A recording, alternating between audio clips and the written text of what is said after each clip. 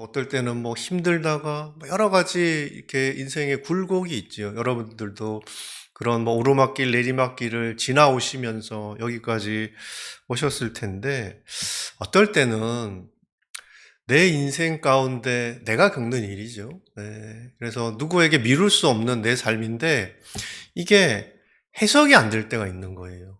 도대체 왜 이런 일을 내가 겪는 건지, 이게 정말 운이 나빠서 그런 건지, 거기 하나님의 뜻이 있을 것 같은데, 그 있다면 그게 뭔지 우리는 정말 알고 싶어요. 네. 근데 이해하는 것도 쉽지 않고, 그러니까 그런 삶의 현장 속에서 어떻게 내가 그리스도인으로 살아야 할지, 그리고 그리스도인으로 살고 있는 것인지, 이게 맞는 것인지, 그게 참 헷갈리고 쉽지 않습니다. 참 답답할 때가 있어요. 그래서 오늘은 그 이야기를 좀 해보려고 합니다. 우리는 우연히 이 땅에 태어나서 지금 여기서 살고 있는 것도 아니고요. 그냥 태어났으니까 살아야 되는, 진짜 그런 친구들도 있더라고요. 태어났으니까 그냥 산다, 이런 친구들도 있어요. 태어났으니까 살아야 되는 그런 존재가 아닙니다. 반드시 이유가 있다고 생각해요. 우리가 그 이유를 몰라서 그런 거지 없지 않습니다. 근데 믿는 자들은 그 이유를 하나님의 뜻 안에서 찾는 자들이잖아요. 우리는 그 이유가 분명히 있을 텐데 그걸 내가 몰라도 그걸 하나님의 뜻 안에서 이유가 있을 거다라고 그렇게 찾는 사람들이지요. 하나님은 창세전부터 나를 위한 계획과 뜻이 있는 분이라고 성경은 우리에게 이야기해 주고 있어요. 너 그냥 우연히 여기서 태어나서 살고 있는 거 아니고 너를 지으신 분이 다 생각이 있고 계획이 있고 뜻이 있어서 여기 지금 이 시기에 태어나서 이곳에서 살고 있는 것이다. 네, 그렇게 이제 우리는 배웠지요. 네. 그 봉준호 감독이라고 하십니까? 네. 영화들은 보시는구나. 워낙 유명한 감독이고, 지난번에 이제 뭐 기생충 뭐 그런 영화 때문에 이제 또 여기서 뭐 상도 받으시고, 되게 유명한 감독이죠. 처음에 이제 이분이 이제 한국에 뭐 천만 영화 뭐 이렇게 하잖아요. 이게 이제, 그때 처음 한국 분들에게 이 감독의 이름을 기억시켜준 작품이 뭐냐면 괴물이라는 영화였어요.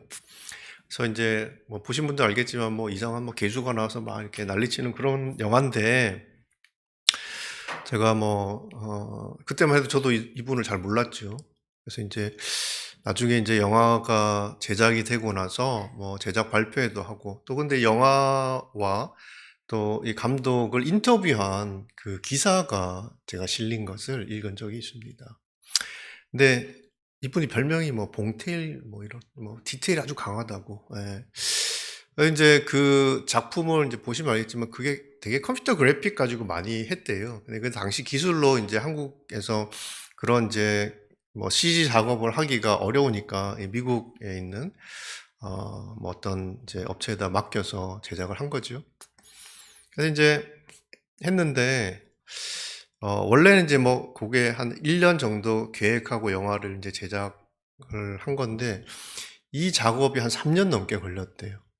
그러니까 뭐 이렇게 해주면 계속 빠꾸를 시키는 거예요. 뭐 이걸 고쳐달라, 저걸 고쳐달라, 이게 이상하다, 뭐 이러면서 막 해가지고 이제 나온 게 이제 지금 저희들이 이제 영화로 만나는 그였던 거죠. 그래서 이제 그 감독을 인터뷰한 기자가 그걸 제작한 사람에게 또 이렇게 물어본 거예요. 감독이 너무 이렇게 까다롭게 굴지 않더냐? 뭐 이렇게 물어본 거죠. 그러니까 기자가 봐도 이제 너무 까다롭게 한 것 같으니까. 근데 답을 했던, 실제 그 엔지니어 업체 분이 했던 대답이, 저는 은혜를 받았어요. 그 말에. 네.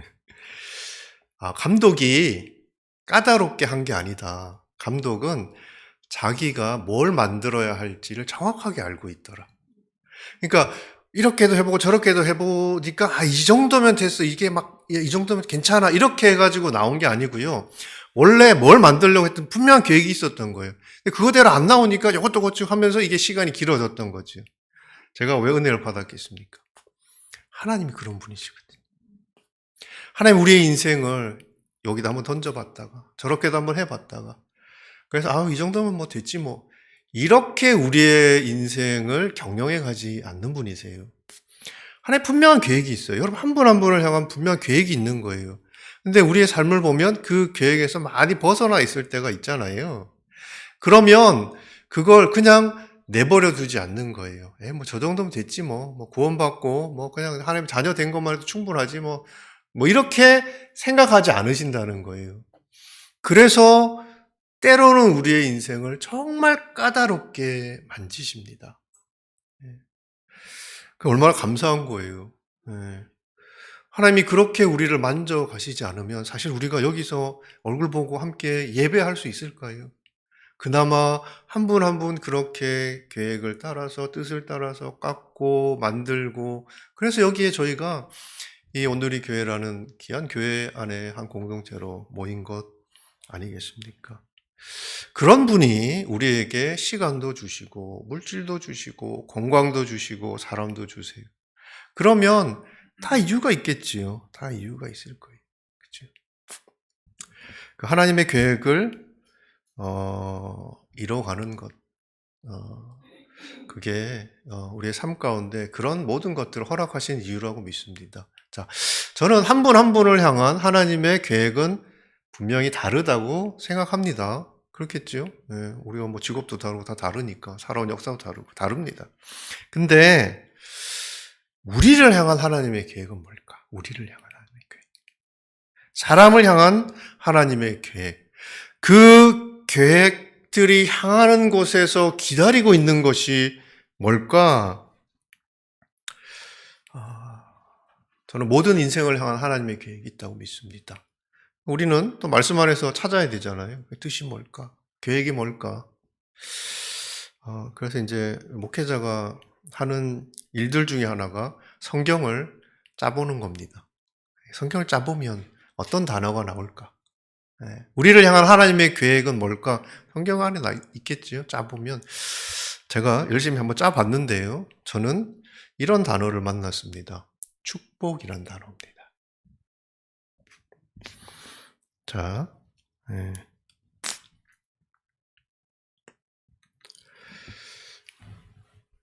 잘 아시는 말씀이지요. 하나님이 사람을 그분의 형상대로 창조하시되 곧 하나님의 형상대로 사람을 창조하시되 하나님께서 그들을 남자와 여자로 창조하셨습니다. 하나님께서 그들에게 복을 주시며 그들에게 말씀하시되 자식을 많이 낳고 번성해 땅에 가득하고 땅을 정복하라. 하늘의 물고기, 바다의 물고기와 공중의 새와 땅에 기는 모든 생물을 다스리라 하셨습니다. 여러분, 하나님께 복을 구하는 것을 우리는 뭐 차원이 낮은 신앙, 기복 신앙 이렇게 조금 여기고 폄훼하잖아요. 저는 잘못됐다고 생각합니다. 하나님은 우리가 잘 되기를 원하세요. 처음부터 끝까지 하나님의 계획은 축복이에요. 우리가 잘 되기 원하잖아요. 안 그렇진 않으시죠? 점심 먹고 나면 살짝 이렇게 멀리 왔다 갔다 하기도 하는데, 우린 잘 되기 원해요. 여러분, 이 시간에, 사실 식사하고 나면 살짝 이렇게 졸릴 시간에 왜 여기 앉아 계십니까? 왜 집회에 와서, 이 이야기를 여러분 듣고 계십니까? 잘 살아보려고 하는 걸 잘 살아보려고, 그러니까 우리는 잘 살아보길 원해요. 잘 살기를 원해요. 하나님도 우리가 잘 되기를 원하세요. 그럼 하나님의 자녀인 우리가 잘 되어야 하는 게 맞지 않습니까? 여러분, 저는 우리 믿는 자들이 멋지게 살아야지요. 우리 자녀들도 소망이 있다고 생각합니다. 아빠를 보고 엄마를 보면 신앙생활 하는 게, 야, 저렇게 힘들게 살아야 돼? 입으로는 늘 천국을 이야기하고, 복음을 이야기하는데, 삶은 지옥인 거예요. 자녀들이 보는 삶은 냉정하잖아요. 아무리 봐도 우리 부모의 삶 속에 나는 천국이 보이지 않는데 내가 과연 저 믿음의 길을 따라가야 될까? 우리는 끊임없이 자녀들이 가르치고 있는 거예요. 예수 믿어라. 예수 신앙 안에 살아야 된다. 늘 믿음을 가르치지만 실제로 우리 삶으로 자녀들에는 그 이야기를 해주고 있다고요. 너 이렇게 살다가 큰일 나. 믿음의 길을 가는 게 너 인생 망가지는 길이야. 라는 것을 우리는 삶으로 끊임없이 보여주고 있어요. 자녀들이 잘 살아야 합니다. 천국은요, 물론 우리가 뭐 다음 세상에 가게 될, 우리를 기다리고 있는 세상이기도 하지만 여러분이 이 땅에 살고 있는 삶이 천국이어야 해요. 아멘. 네. 내가 천국을 살지 않는데 누구에게 복음이 될 수 있으며 누구에게 복음을 믿으라고 그렇게 이야기할 수 있겠어요? 내 삶이 복음인 것이고 내 삶이 복음이어야 하지요. 네. 여호수아서 말씀인데요. 한번 읽어볼까요? 악사가 왔을 때 그녀는 온니엘에게 아버지께 밭을 달라고 요구하라고 부추겼습니다. 악사가 나귀에서 내리자 갈렙이 물었습니다. 무엇을 원하느냐? 그녀가 그에게 말했습니다. 나를 축복해 주세요. 아버지가 내게 남쪽 땅을 주셨으니 샘물도 함께 주세요. 그러자 갈렙은 그에게 윗샘과 아랫샘을 다 주었습니다. 갈렙 잘 아시죠? 네, 우리가 저 산지를 내게 주소서, 이 산지를 내게 주소서, 그러면서 이제, 갈렙이, 이제, 성을 취했던 이야기를 잘 알고 있습니다. 근데, 갈렙이, 이제, 그건 이제 자기의 유업으로 받은 땅이니까 전쟁을 했어요. 근데 그 끝나고 나서 또 전쟁을 하러 나갑니다. 그 나이에.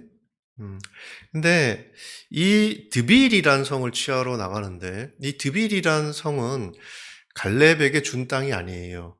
유다 지파에게 준 땅이에요. 그러니까 갈렙은 거기 나가서 싸워야 될 이유가 없는 사람입니다. 네. 싸워서 이긴다고 그게 자기 땅이 되는 그런 게 아니란 말이에요. 그러니까 안 싸워도 될 싸움을 나이가 이제 80이 넘은 분이 가서 그 성을 취하겠다고 싸우러 가는 거예요. 근데 이제 가서 싸우는데, 힘들어요? 네, 아무래도 셌나 보지, 그때 성의 사람들이. 그러니까 이제 쉽게 안 되니까, 그러면 어차피 자기 싸움도 아니고 자기 거 될 것도 아닌데, 그냥 충분히 한 것 같은데, 갈렙이 참 이상한 아빠예요. 자기 딸을 겁니다. 이 성을 취하는 사람한테 자기 딸을 주겠다는 거예요. 딸 입장에서 한번 생각해 보세요. 아니, 아빠 뭔데? 왜? 자기 싸움을 하면서 왜 내 인생을 거냐고. 여러분, 우리가 딸이, 요즘에는 안 그러잖아요. 딸이 아빠가 정해가지고, 야, 시집가 그러면, 아빠가 뭔데? 이러면서 이제 하지. 그거, 아빠가 하는 이야기 이런 거 안 따라가거든. 참 이상한 아빠예요. 근데, 이게 그 아버지의 그 딸이라고, 이 악사가 아버지의 뜻을 따라갑니다. 결혼을 해요. 그런데 이 악사가 이제 결혼을 하면서 아빠에게 나오죠. 밭을 요구하라고 남편인 온니엘을 부추깁니다. 저 거실리죠? 부추기다. 아빠 땅 달라 그래. 땅 달라 그래. 품 안의 자식인 것 같아요. 그래서 이제 땅을 줬어요. 땅을 줬는데 거기에 이제 유대 남쪽 땅이니까 여기가 좀 상당히 메말라 있어요. 그러니까 이제 물이 필요한 거예요. 그러니까 이제 친정집에 찾아와가지고 아빠한테 또 물을 달라는 거예요. 네. 딸들이 원래 그러잖아요. 친정집 가면 하나씩 이렇게 들고 가잖아요. 네. 되게 얄밉죠? 저는 딸을 안 키워봐가지고. 근데 어떻게 보면 참 얄미울 법도 한데 이 딸이 아빠한테 가서 뭐라고 그럽니까? 아빠, 나를 축복해 주세요. 참 은혜 받았어요, 제가. 제가 밑줄 쫙 그어놨어요. 부모에게 자식이 축복해 달라는 거는요, 이상한 게 아닙니다. 너무 당연한 겁니다. 아까 말씀드렸잖아요. 그럼 누구한테 가서 축복해 달라고 이야기하겠어요? 자녀가 와서 자기를 축복해 달라고 하는데 그걸 얄밉다는 부모가 어디 있습니까? 보세요. 물 달라고 그러니까 다 주잖아요. 다. 그게 아빠 마음이라고요. 그 부모 마음이라고요. 예. 부모에게 복을 구하는 거는요, 자녀의 권리입니다. 권리. 여러분, 권리일 뿐만 아니라 자녀의 도리이기도 해요. 왜 그런지 아세요? 자, 사도행전 말씀입니다. 13장 22절. 그리고 사울을 폐하신 하나님께서는 다윗을 그들의 왕으로 세우셨습니다. 다윗에 대해 증언하시기를 내가 이새의 아들 다윗을 보니 내 마음에 꼭 맞는 사람임을 알았다. 내가 바라는 모든 것을 그가 이룰 것이다 라고 하셨습니다. 여러분, 다윗은 누군지 잘 알지요? 예, 믿지 않는 사람들도 다 알아요. 뭐 다윗과 골리앗 이러면 다 알아요. 다윗은 아는데, 여러분, 이새는 뭘 한 사람일까요? 여러분, 이새가 어떤 삶을 살았는지 혹시 아시는 분 계십니까? 저도 몰라요. 네. 이새가 어떤 삶을 살았는지, 누가 관심이나 있겠습니까? 자, 그런데 우리는 왜 이새라는 사람의 이름을 기억할까요? 아들이 다윗이에요, 아들이 다윗. 예. 여러분, 우리가 잘 되어야 하는 이유가 뭡니까? 여기 우리의 삶에 아버지의 이름이 걸려있기 때문에 그래요. 그러니까, 그렇잖아요. 자식이 잘 살면 부모가 잘 키웠나 보다고 부모가 칭찬 듣고, 자식이 또 말 안 듣고 막 말썽 피우면 부모 욕하고 그렇잖아요. 예. 그러니까, 자녀가 복을 구하는 거는요, 자녀의 권리이고요. 자녀가 잘 살아주는 것은요, 자녀의 도리를 다하는 거예요. 민수기 27장 말씀에 보면 이스라엘 백성들이 땅을 유업으로 이스라엘 백성 참 웃기죠. 전쟁도 하기 전에 지들끼리 제비를 뽑아 땅을 다 나눠. 예. 근데 제비를 뽑는데 거기에 그 27장에 보면 슬로브앗이라는 사람의 딸들 이야기가 나옵니다. 5딸이 있어요. 이 집은 딸만 5이. 근데 이스라엘 백성들은 이 딸한테는 땅을 안 줘요. 예. 아들한테만 주는 거예요. 이 슬로브앗의 딸들이 모세에게 따지러 갔어요. 아니, 왜 안 주냐? 왜 우리는 유업을 안 주냐? 우리 아버지가 물론 광야에서 죽었지만 그렇다고 죄를 지은 것도 아니고 고라의 자손들 반영할 때 거기 가담해서 그런 거 아닌데 왜 우리에게 땅을 안 주냐고 따졌어요. 여러분, 그 전에 이 땅 때문에 사실 경을 친 사람들이 있거든요, 하나님께. 근데 이게 딸들이 가지고 땅을 달라고 그러니까 되게 어떻게 보면 되게 위험한 짓을 한 거지요. 근데 하나님이 이 슬로브앗의 딸들을 손을 들어줘요. 땅 주라고 해요. 그래서 법이 바뀌어요, 법이. 이 유업을 하는데 예외적인 법이 생기는 거예요. 딸만 있을 때 어떻게 이 유업을 주는, 이게 생긴 거예요. 근데 이게 욕심 때문에, 땅에 대한 욕심 때문이었다면 분명히 하나님이 그거 안 줬을 거예요. 근데 뭐 때문에 달라고 했느냐, 이 이유가 되게 중요했어요. 당신이 우리에게 땅을 주지 않으면 우리 아버지 이름이 이 지파 가운데서 없어진다. 그래, 땅을 줘야 된다. 그러니까 이 땅에 자기 아버지 이름이 걸려 있다는 거예요. 정당하다고 하나님이 판단해 주신 거죠. 그러니까 자녀들이요, 잘 살아야 하는 거 맞습니다. 근데 우리가 그러면 잘 살아야 되는 게 맞잖아요. 그죠? 근데 현실이 안 그렇다는 게 우리가 참 마음이 어려운 거예요. 정말 하나님 자녀가 잘 살아야 되는 게 맞는데 왜 안 그럴까? 그 참 힘들어요.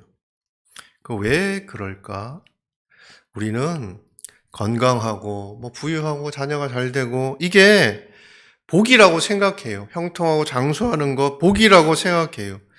자, 문제는 그걸 복의 전부로 이해하는 거예요.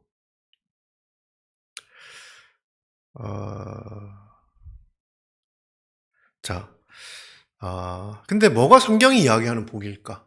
네, 그것도 복이 맞아요. 장수하는 거, 형통한 거 다 복이 맞아요. 네, 복이 맞는데 사실은 그리스도인들에게 주어지는 모든 것이 사실은 축복이에요. 네.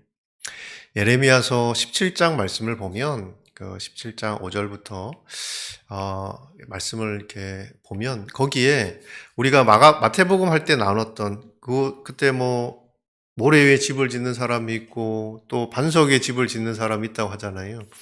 거기에 두 종류의 나무에 대한 이야기가 나옵니다. 예레미야서에. 사막에 덤불 같은 인생이 있고요. 물가에 심기운 나무가 있어요. 네. 그래서 이건 세상 사람과 믿는 자를 나누는 거죠. 세상 사람은 그냥 사막에 덤불 같다는 거예요. 뿌리를 사막에 내리고 있는 거죠. 물가에 심기운 나무, 이거 하나님께 뿌리를 내고 있는 인생을 이야기하는 거예요. 두 나무가 사실 어떻게 보면 우리는 나무를 보면 뭐 겉이 되게 중요하고 이게 뭔 열매를 맺냐 이런 거 다 보는데 거기 나무를 나누는 기준도요, 땅이에요. 어떤 땅에 뿌리를 내리고 있느냐예요. 근데 그 말씀을 보면 물가에 심기운 나무는 가뭄이 올지라도 그 잎이 푸르고 청청하며 열매가 그치지 않으니 이렇게 이야기를 하고 있어요. 그러니까 이 말은 뭐냐 하면 사막에 뭐 덤불이든 물가에 심기운 나무든 인생의 가뭄은 온다는 거예요. 그러니까 예수 믿으면 우리 인생에 더 이상 뭐 가뭄도 없고 뭐 그렇게 우리가 생각하잖아요. 그렇지 않다는 거예요. 우리 인생에 똑같이 고난이 있어요. 피해가지 않습니다. 그런데 여러분, 해가 날이 좋고 비가 풍성하게 잘 오고 그럴 때는 사실 우리가 사막에 뿌리를 내리고 있던 물가에 심기고 있던 아무 상관이 없죠. 네. 그때는 괜찮아요. 근데 가뭄이 오면 내가 어떤 나무냐는 별로 중요하지 않아요. 내가 어디에 뿌리를 내리고 있느냐가 중요해요. 물가에 심기운 나무는요, 가뭄이 되면, 저는 나무를 생태를 잘 모르지만, 이 나무가요, 살려면 어떻게 해야 되겠습니까? 뿌리를 자꾸 물 쪽으로 이렇게 뻗어야 살잖아요. 그죠?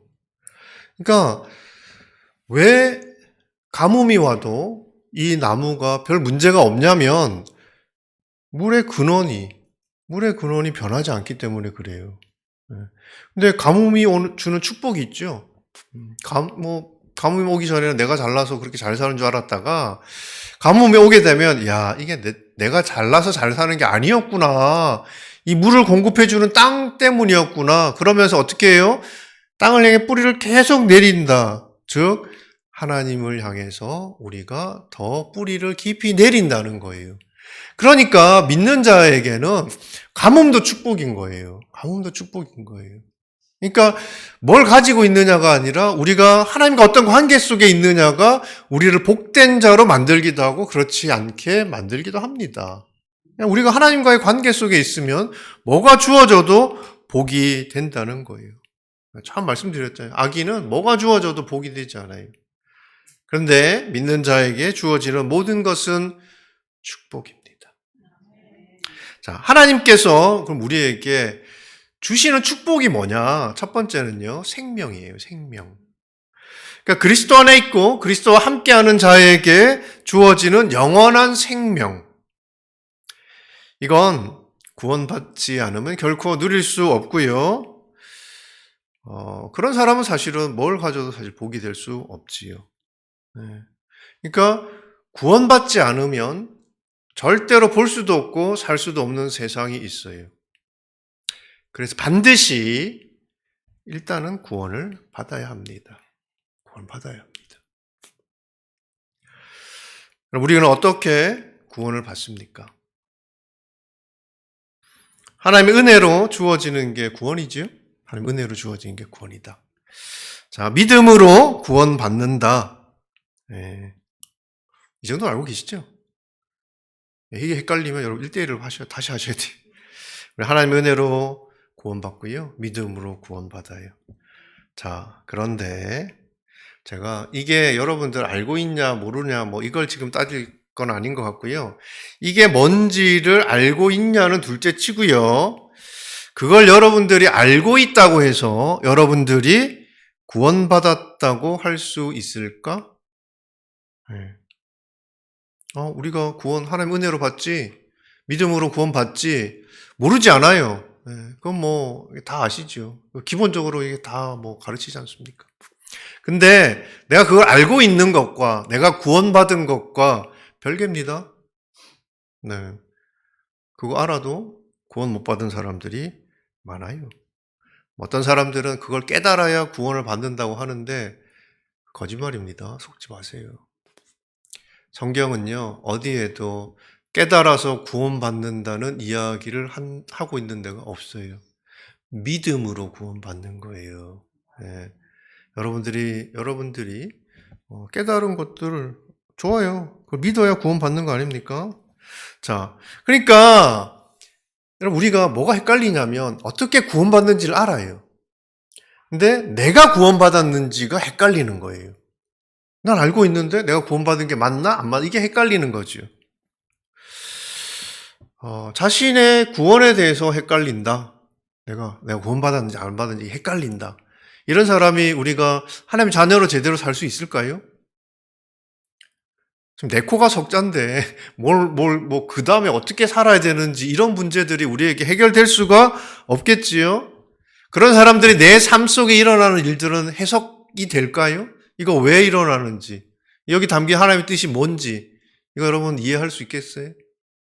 내가 지금 하나님의 자녀인지 아닌지도 모르겠는데, 예. 일단 그 문제가 분명하게 해석되어야 되지. 자, 다 알고 계시겠지만 한 번 더 정리를 해드리겠습니다. 구원에 이르는 은혜라는 것은 그리스도가 우리와 같은 육신을 입고 오셔서 나의 죄를 대속하시기 위해서 십자가 지시고 그리고 나를 의롭게 하시기 위해서 부활하셨다는 복음이죠, 이게. 이 복음을 믿는 자에게 구원의 길을 열어준 게 구원의 은혜예요. 길을 열어준 거예요. 예전에는 이 길이 없었어요. 그래서 내가 아무리 찾고 싶어도 찾을 수가 없었던 거예요. 그 길을 열어주신 거예요. 이게 은혜고요.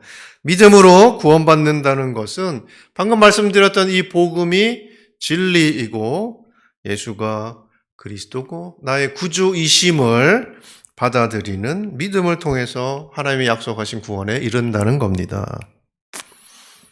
자, 설명을 제가 잘 드렸죠? 자, 여러분 구원받은 하나님의 자녀가 맞습니까? 네. 그냥 이렇게 알고 계신 거 아닌가요? 확인해 봅시다. 네. 자, 워낙 중요한 문제니까 이거는 여러분들이 확인해야 돼요. 확인해야 합니다. 자, 읽어볼게요. 시작. 그러나 누구든지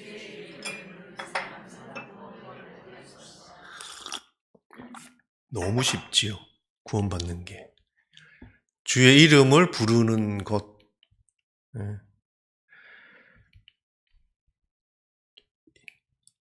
어렵습니까? 주의 이름을 부르는 사람은 구원을 받을 것이다. 주의 이름을 부르는 거, 이게 어렵지 않잖아요. 예수 이름을 부르는 사람이 구원을 받는다고요.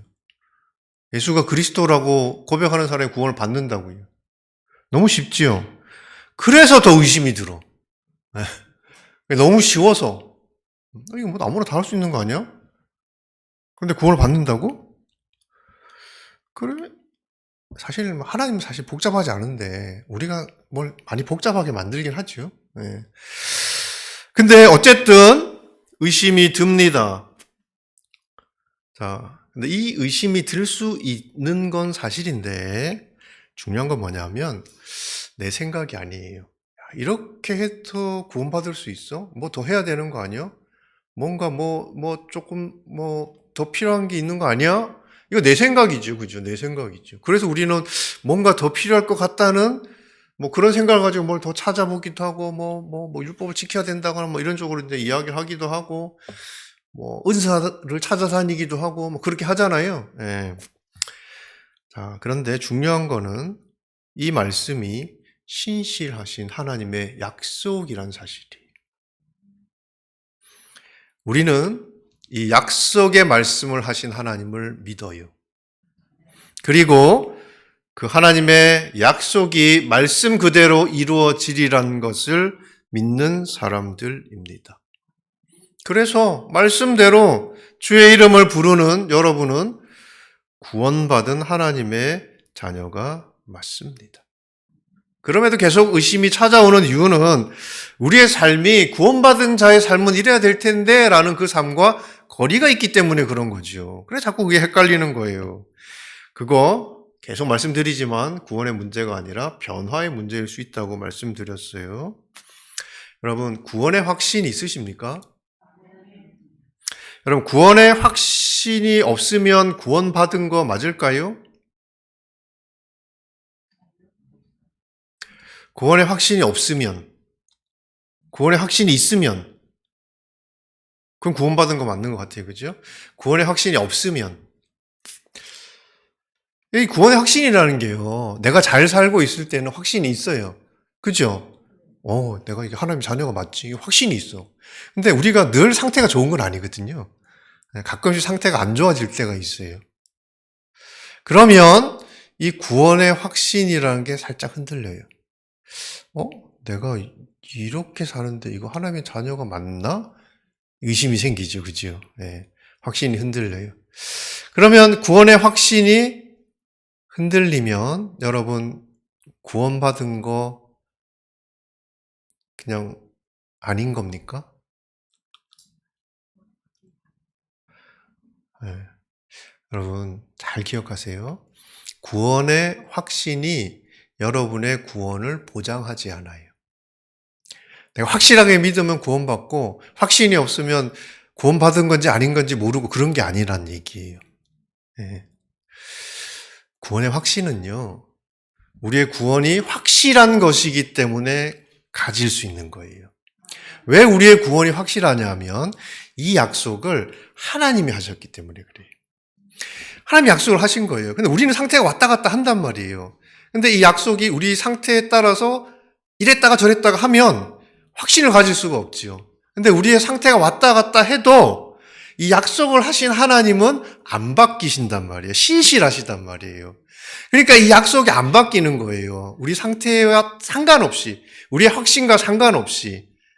그래서 우리의 구원이 확실한 거예요. 그래서 우리가 구원의 확신을 갖게 되는 겁니다. 구원의 확신이 여러분의 구원을 보장해 주는 게 아니라 우리가 받은 구원이 너무나 확실한 것이기 때문에 확신을 가질 수 있는 거예요. 이 확신이 흔들린다고 해도 이 확실한 구원이 흔들리는 것은 아니에요. 그럼 왜 이 구원의 확신이라는 것이 필요하냐면 이게 우리의 구원의 여부를 결정하기 때문이 아니라 구원받은 자로 살아가야 하는 우리의 삶과 관련이 있어요. 그러니까 내가 구원의 확신도 없는데 어떻게 예수 믿는 사람답게 살 수 있겠냐는 거예요. 내가 확신이 있어야 내가 확신을 가지고 복음을 전하고 내가 확신을 가지고 그리스도인답게 살지요. 네. 그러니까 이게 우리의 구원과 관련되는 게 아니고요. 구원받은 이후에 그리스도인의 삶과 관련이 있어요. 그래서 확신을 가지셔야 한다는 거예요. 그래서 이게 흔들리면 또 다시 그거를 이 약속을 하나님이 해주신 약속, 너 내 거야 라는 그 약속에 가서 다시 우리가 확신을 받아가지고 와야 되는 거예요. 왜? 그래야 내가 구원받기 때문이 아니라 그래야 내가 예수 믿는 사람답게 살 수 있으니까. 그렇죠? 예. 네. 그래서 주의 이름을 부르는 모든 사람 구원받는 겁니다. 여러분, 많은 분들이요, 이 구원의 확신, 구원의 여부, 여기에 너무 많이 매달려요. 우리 성도들이. 정말 중요한 거죠. 사실 우리 목숨이 달린 문제잖아요. 그러니까 얼마나 중요한 문제예요. 정말 중요한 문제인 건 맞는데, 이게 마치 우리가 신앙생활하는 목표인 것처럼 살아요. 천국 가는 게 신앙생활하는 목표고, 구원 받았는지 안 받았는지, 이게 우리 신앙생활의 가장 중요한 문제가 되고, 이렇게 살더라는 거죠. 물론 중요한 거 맞고요. 그것에 그냥 몰두해서 그것과 씨름하면서 평생 사셔도 큰일 나지 않습니다. 큰일 나지 않는다는 건 천국 가는데 이상은 없다는 거예요. 네. 큰일 나지 않아요. 근데 여러분, 이런 사람들이 자기의 삶을 어떤 식으로 이해할 거예요? 우리의 삶에 늘 축복, 우리가 생각하는 축복이란 것만 주어지진 않지요. 고난도 있습니다. 그러면 축복을 받으면 나는 내가 구원받은 하나님 자녀가 맞구나 이렇게 생각하겠지요. 고난이 있으면 어떻게 할까요? 내가 하나님 자녀가 맞나? 또 이렇게 의심을 하게 되는 거예요. 왔다 갔다 옹탕냉탕을 이렇게 왔다 갔다 하는 거죠. 네. 문제는 이게 맞냐는 겁니다. 우리의 구원은 결코 잃어버릴 수 없는 거예요. 내가 의심할 수는 있어도 하나님이 신실하시기에 잃어버릴 수 없어요. 그래서 우리가 구원의 확신을 갖는 것이긴 하지만 성경은요, 구원을 우리 신앙의 삶의 목적으로 설명하지 않습니다. 성경이 관심을 가지는 건요, 우리를 구원하신 목적이에요. 왜 우리를 구원하셨을까? 이게 중요하단 말이에요. 구원은요, 우리가 도착해야 될 목적지가 아닙니다. 출발점이에요, 출발점. 여기 이 출발선에 서지 않으면 경주가 안 되는 거예요. 그 다음부터는 뭐 달려갈 수가 없는 거예요. 그러니까 반드시 구원을 받아야 그 다음 뭐가 있는 거예요. 그 다음. 네. 그래서 구원을 반드시 받아야 되는 거고 확신을 가지고 살아야 되는 것이고 이 출발점에 서야 합니다. 여러분, 지금 당장 죽어도 천국 가신다는 확신이 있으십니까? 아멘. 이런 거는 세게 말해야죠. 그렇죠? 아멘. 네. 네, 아멘. 우리는 천국과 영생에 대한 약속 안에 있는 자들입니다. 자, 그런데 이 질문을 한번 해볼게요. 우리는 지금 당장 죽어도 천국 갈 사람들인데 왜 여기 살고 있을까?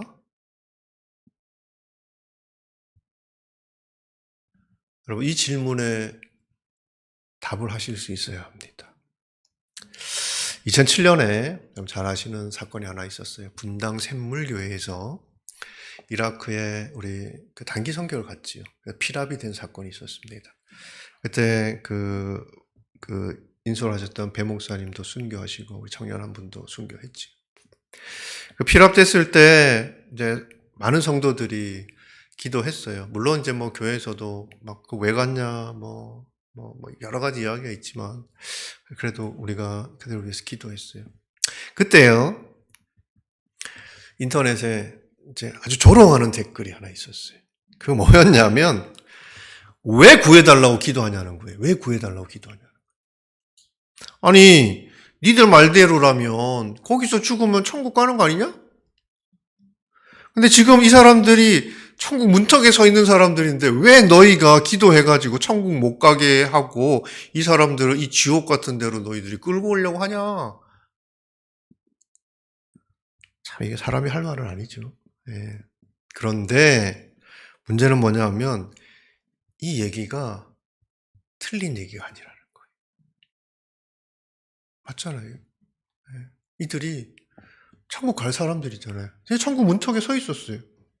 근데 우리는 왜 기도해서 하나님 천국 못 가게 해주세요. 이 기도를 한 거잖아요. 왜 우리는 살려달라고 기도했을까요?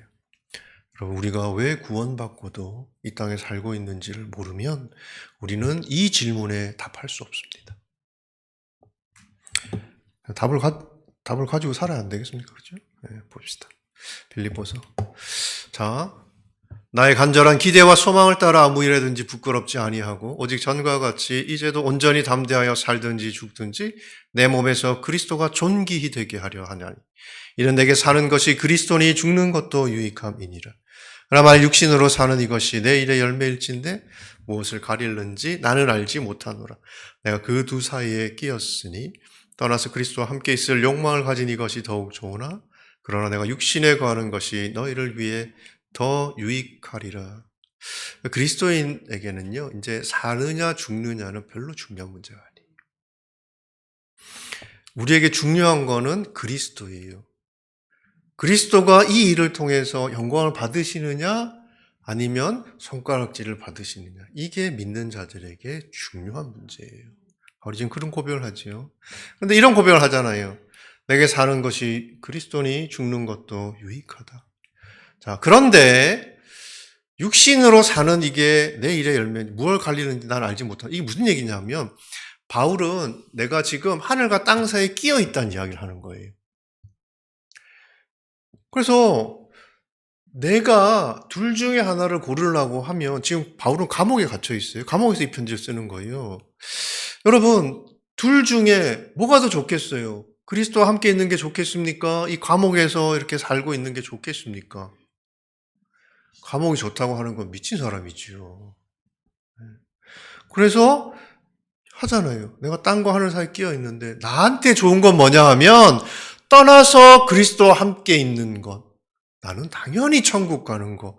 그리스도와 함께 있는 거. 이게 나는 내가 선택할 수 있는 가장 나를 위한 최선의 선택이라는 거지요. 나한테 유익한 건 그거라는 거예요. 나한테 유익한 거는. 그러니까 여러분들 당장 천국 갈 수 있는 사람들이 왜 지지고 볶으면서 애들 신경 쓰고 끼니 걱정하고 미래 걱정하고 왜 우리가 이렇게 살아야 되냐는 거죠. 한국 안 가보셔서 이렇게 확신이 없으십니까? 말씀이 천국이 어떤 곳인지 우리에게 다 이야기해 주고 계시잖아요. 알아요, 우리는 좋은 곳이라는 것을. 근데 왜 살고 있냐는 거지요.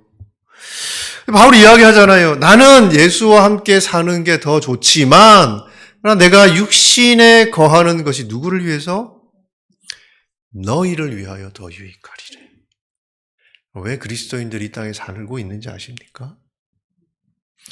나를 위해서라면요, 천국 가는 게 정답이에요. 당연한 거예요. 내가 이 땅에 살고 있어야, 그럼 우리가 구원받고 다 천국 가버리면 우리는 어떻게 복음을 듣습니까? 복음을 전해줄 사람이 없는데? 그래서 우리가 살고 있다는 거예요. 왜 그 피랍된 우리 동역자들을 위해서 기도했느냐? 왜 그들 살려달라고 기도했느냐? 그들 때문이 아니라 그들을 조롱하는 사람들 때문에 우리가 기도하는 거지요. 여러분, 우리를 축복하시는 하나님의 두 번째 방법은요, 우리에게 사명을 주시는 겁니다. 사명이라는 거 너무 복잡하게 생각하지 마세요. 여러분의 삶을 나를 위하여 사는 게 아니라 여기 말씀한 것처럼 너를 위하여 사는 것. 그게 무슨 일이든 상관없어요. 그 일을 통해서 내가 잘 돼야지가 아니라 이 일을 통해서 내 사랑하는 지체들이 잘 되어야 하고, 아직 연약한 믿음의 지체들이 잘 되어야 하고, 연약한 교회들이 잘 되어야 하고, 이게 우리의 부르심이라는 거예요. 우리는 그 부르심을 쫓아가는 사람들이지요. 그래서 이 땅을 유익하게 할 그 사명이 끝나게 되면 바울이 고백한 것처럼 우리는 우리의 간절한 소망을 따라서 그리스도와 함께 영원히 거하게 될 것입니다. 근데 사명 이러면 딱 일이 떠오르잖아요. 저 목사님 또 일하라고 또 이렇게 우리를 가스라이팅 하시는구나. 이렇게 생각하실 수 있는데, 저는 말씀에 나와 있는 대로 말씀드리는 겁니다. 이게 왜 축복이냐? 말씀 읽어주세요. 내가 복음을 위하여 모든 것을 행함은 복음에 참여하고자 함이라. 이게 개역 개정 말씀인데 헷갈려요. 복음이 두 개 나오니까. 근데 영어 성경을 보면 첫 번째 나오는 복음은 gospel이에요. 복음, 우리가 아는 복음이죠. 그래서 복음을 위해서 내가 헌신한다 이 말이에요. 근데 왜 그러냐 하면 that I may share in its blessings. 그 두 번째 나온 복음은 blessing이에요. 축복이에요. 왜 내가 이 복음을 전하는 줄 알아? 이게 하나님의 축복에 참여하는 길이기 때문이에요. 자, 제가 여러분들 일 시키려고 가스라이팅 하는 게 아니고요. 이게 축복이라는 거예요. 이 축복이라는 거예요. 하나님의 일, 부르심을 쫓아 사는 것이 상이 기다리고, 하나님의 상이 기다리고 있는 그 삶이다. 축복이다. 바울이 그렇게 고백해요. 그러니까 사명을 쫓는 게 축복이 맞고요. 이게 우리를 구원하신 이유입니다. 여러분, 이걸 알면 우리 삶 속에 일어나는 일들을 이제 해석할 수 있게 돼요. 하나님 여러분의 삶을 왜 축복하시는지 해석이 됩니다. 왜 주시겠어요? 여러분 잘 살으라고? 아니라고요. 그죠? 예. 이거 하나님이 이 재주를 주신 이유가 나 사람들 앞에 뽐내라고 주신 게 아니구나. 이 돈을 주신 게 내가 사람들 앞에 내 돈 자랑하라고. 나 맛있는 거 사 먹어라. 사 드세요? 사 드시는데 무엇을 먹을까가 아니라 무엇을 위해 먹을까? 그게 우리는 중요한 사람들이잖아요. 예. 자, 이 창세기 말씀을 좀 보겠습니다. 창세기 45장 16절부터 24절 말씀인데 참 재밌는 말씀이에요. 자, 이야기를 어떤 이야기인지 볼게요. 요셉의 형들이 왔다는 소문이 바로의 궁에 들림에 바로와 그의 신하들이 기뻐하고 바로는 요셉에게 이르되 내 형들에게 명령하기를 너희는 이렇게 하여 너희 양식을 싣고 가서 가나안 땅에 이르거든 너희 아버지와 너희 가족을 이끌고 내게로 오라. 내가 너희에게 애굽의 좋은 땅을 주리니 너희가 나라의 기름진 것을 먹으리라. 이제 명령을 받았으니 이렇게 하라. 너희는 애굽 땅에서 수레를 가져다가 너희 자녀와 아내를 태우고 너희 아버지를 모셔오라. 또 너희의 기구를 아끼지 말라. 온 애굽 땅에 좋은 것이 너희 것임이니라. 이스라엘의 아들들이 그대로 할세 요셉이 바로의 명령대로 그들에게 수레를 주고 길양식을 주며 또 그들에게 다 각기 옷 한 벌씩을 주되 베냐민에게는 은 300과 옷 5벌을 주고 그가 또 이와 같이 아버지에게 보내되 수나기 열필에 애굽의 아름다운 물품을 실리고 암나기 열필에는 아버지에게 길에서 드릴 곡식과 떡과 양식을 실리고 이 형들을 돌려보내며 그들에게 이르되 당신들은 길에서 다투지 말라 하였더라. 자, 이게 이제 요셉이 자기 형들하고 이제 만난 거예요. 다 이제 화해를 했어요.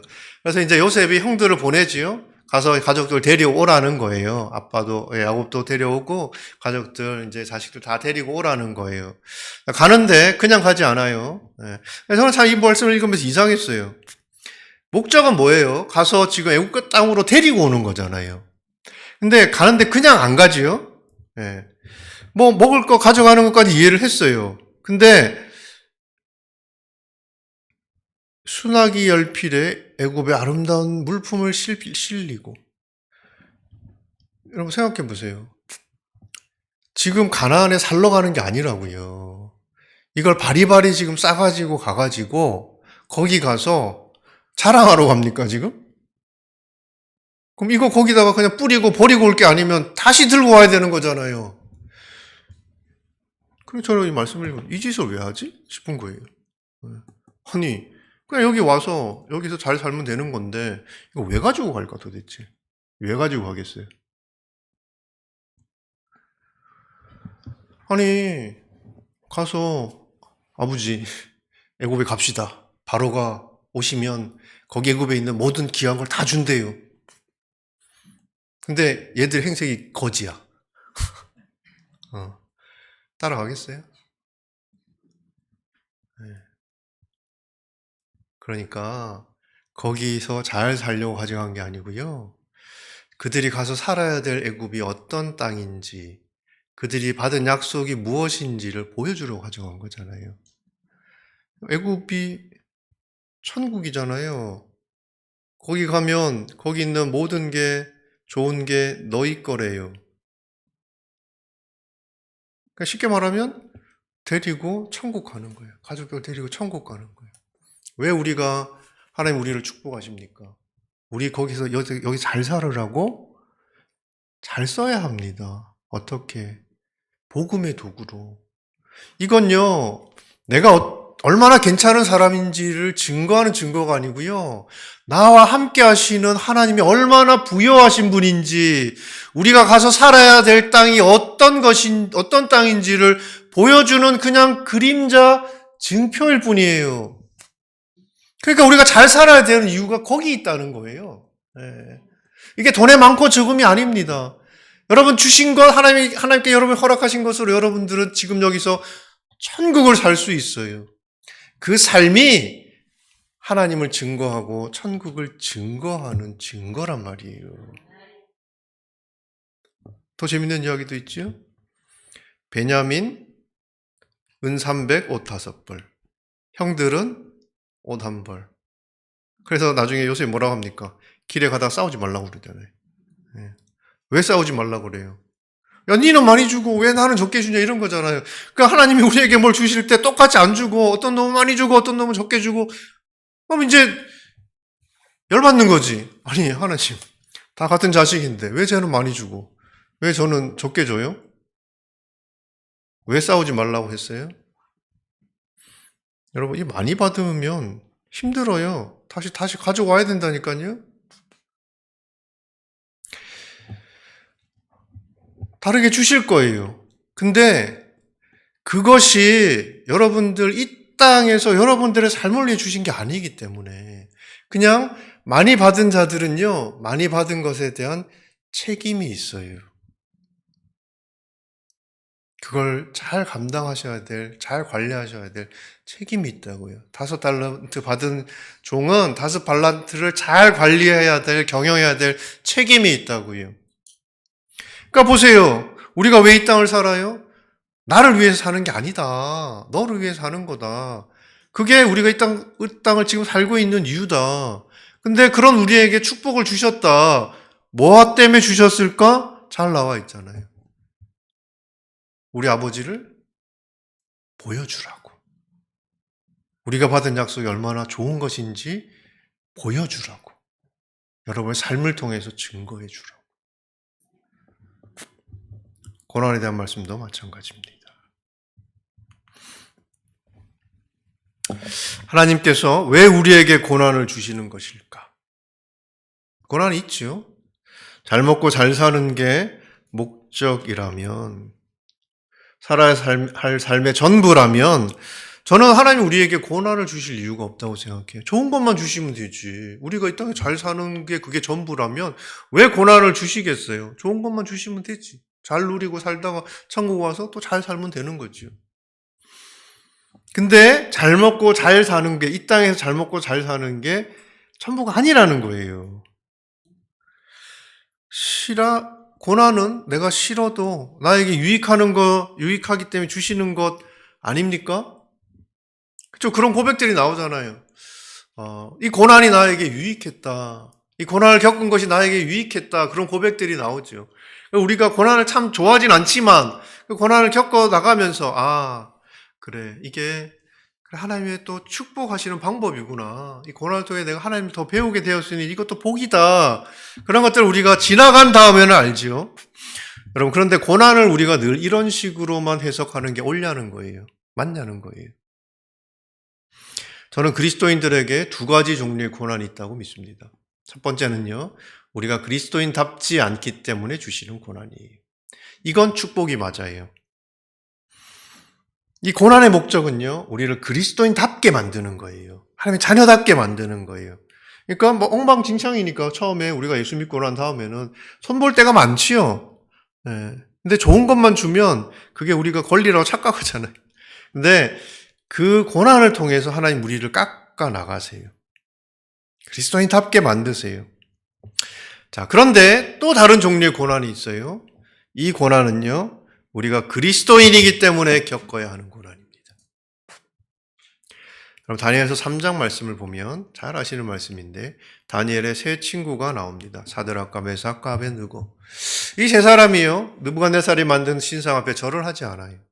그래서 왕이 너무 아끼던 사람들이었기 때문에 절을 하면 너희들 살려주겠다. 그랬더니 이 사람들이 아주 그냥 이게 뭐 담대한 건지 뻔뻔한 건지 우리는 왕이 만든 신상 앞에 절하지 않겠습니다. 그러니까 열받죠 더. 우리 하나님께서 왕의 손에서 우리를 건져내실 겁니다. 근데 왕이 이야기해요. 아니 어떤 신이 있어서 너희를 내 손에서 구해낼 수 있겠느냐. 이 불에 들어가면 다 죽을 텐데. 이 사람들이 그러죠.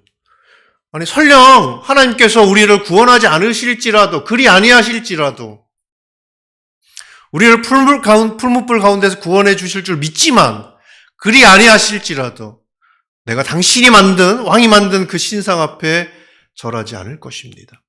다 이렇게 고백하고 쫙 들어가지요. 불 속에 들어갔어요. 네. 진짜 살아나왔어요. 그죠? 네. 우리는 이걸 불의 연단이라고 생각합니다. 이걸 통해서 이들이 정말 믿음이 견고해지고 하나님이 그 믿음을, 우리 그런 이야기 하잖아요. 뭐 정금과 같이 이렇게 불 가운데서 정금같이 그렇게 나아온 그런 믿음이라고 이야기를 하잖아요. 저는 그렇게 보지 않아요. 왜냐하면 이 사람들은요, 불 속에 들어가기 전이나 불 속에서 나온 뒤나 달라진 게 없어요. 이미 불 속에 들어가기 전에 이들의 고백은요, 아니, 하나님께서 이 고백을 듣고, 야, 이거 불에 한번 더 넣어가지고 한번 더 달궈 볼까? 이럴 이유가 있습니까? 이미 완성되어 있다고, 이 믿음의 고백이. 그런데도 들어갔어요. 그래 나와서 변한 게 없잖아요. 그러니까 그 다니엘 3장 말씀을 보면 그을린 냄새도 없고 불탄 흔적도 없고, 그게 무슨 얘기냐 하면 달라진 게 아무것도 없었다는 거예요. 그 무슨 사우나로 들어간 겁니까? 불가마 체험도 아니고. 아무것도 달라진 게 없는데. 여러분, 근데 그 다니엘서 3장 말씀을 보면 달라진 사람이 한 사람이 나옵니다. 누굴까요? 집어넣은 왕이에요. 왕. 느부갓네살이 변했어요. 너희를 내 손에서 구원해낼 신이 어디 있겠느냐라고 딱 이야기했던 왕이 세 사람이 불에서 나오니까 사드락과 메삭과 아벳느고의 하나님을 찬양할지어다. 그럼 왜 들어간 겁니까? 자기들 때문에 들어간 게 아니라고요. 왕을 위해서 들어간 거예요. 그래서 이 고백이 나오는 겁니다.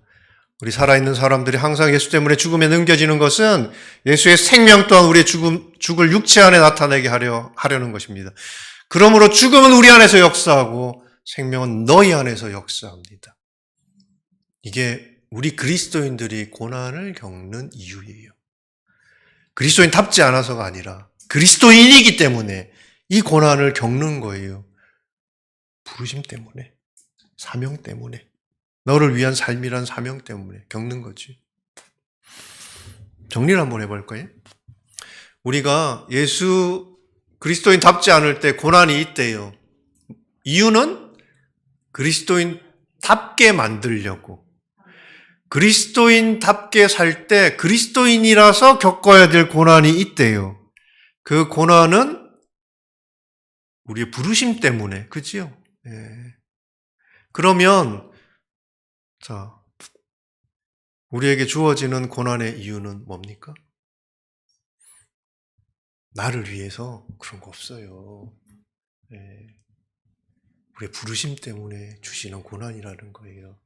그러니까 축복도 고난도 우리가 지금 이 땅을 살고 있는 그 이유 때문에, 나를 위해서가 아니라 너희를 위해서 내가 이 땅을 살아야 하기 때문에 그걸 주신다는 거예요. 그걸 주신 분의 뜻대로 잘 사용하시면 됩니다.